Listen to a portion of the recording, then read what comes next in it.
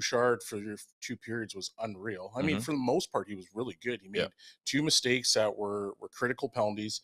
The last one obviously coming at the wrong time. But I mean, take his game aside, like you remove him out of this equation, like the Oilers still gave up, what was it, 5 PKs outside of that then? Yeah. Outside of Bouchard's, and they scored on at least two. Hmm. So I think that's probably the bigger story than anything is the fact that you took penalties at bad times. You sat back. If you watch, like all of a sudden in the third period, they're sitting into a 1-2-2 where they're extremely high. Both of the wingers from the LA Kings were just pushing to the far blue, and then they would try to spring a break almost every single time.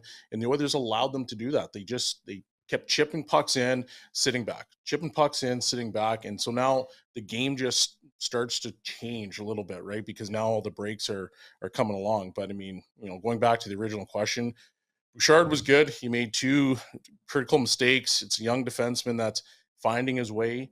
He's been great. He's been fantastic. I mean, even in that game, like I think he'll bounce back from it, but he's just gotta understand the time of the game. And you can't take Yeah. those penalties at that time.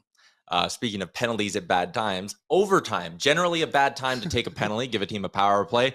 Oilers fans were nice and spicy when this one was called on Vinny Desharnais. Liam, was it a trip? I think it was. Like, I maybe the contact wasn't big like people think, but he definitely like disrupted the rhythm of his skating, right? Which is a penalty. And in that moment, I think all of us saw it watching this exact highlight and thought, damn, that's a penalty. And then obviously you can slow it down and everything.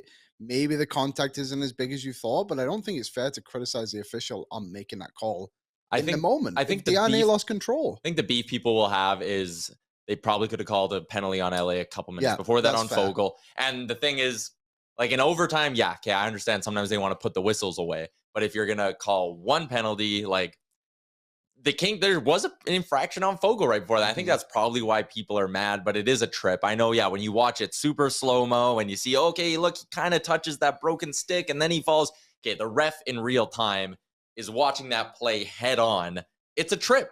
Desharnais probably in that situation as well needs to know not to swing his stick like that either. Like if he just goes down and gets back up, there's not going to be a penalty.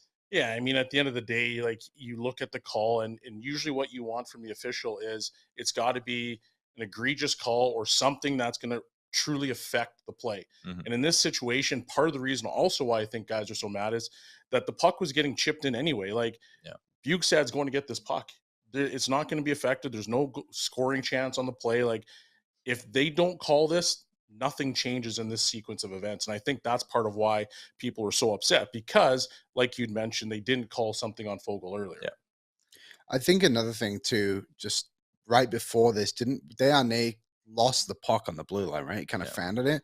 So just in that whole sequence alone, like he's probably pretty flustered and like a little bit out of control on everything too. So just kind of a bad moment. The reaction was a bit wild from Deane too, coming out of the box and whacking his stick everywhere. Like frustrating, obviously, but it's just game one at the end of the day. Yeah, people nice and fired up saying it was a dive. I think he actually fell. Again, he stepped on the broken stick, which might have been the reason he ultimately fell. I don't know if that one was a dive. I thought the interference earlier when Bouchard got called for like a one-handed shove and Trevor Moore acted like he got shot.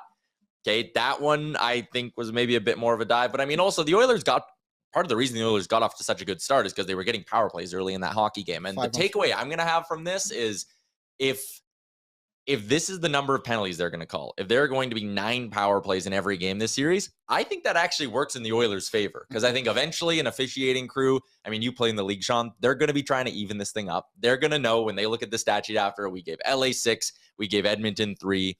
They're going to try to even that up at some point in the series. And more power plays, the better for Edmonton with that power play. Yeah, and at the end of the day, like basically this got affected. The game got affected by that last call. Yeah. I mean, make no bones about it. Whether we want to agree or disagree on whether it was a penalty or not, the game did get affected by that. I mean, it says it right here. They're 2 for 6 on the PK on the power play. Yeah. If you take some of that away, or you maybe take 1 or 2 of those away, well, maybe the Oilers are walking away with a victory. So I do think at the end of the day, the penalties are going to even out, and it's definitely going to work in the Oilers' favor.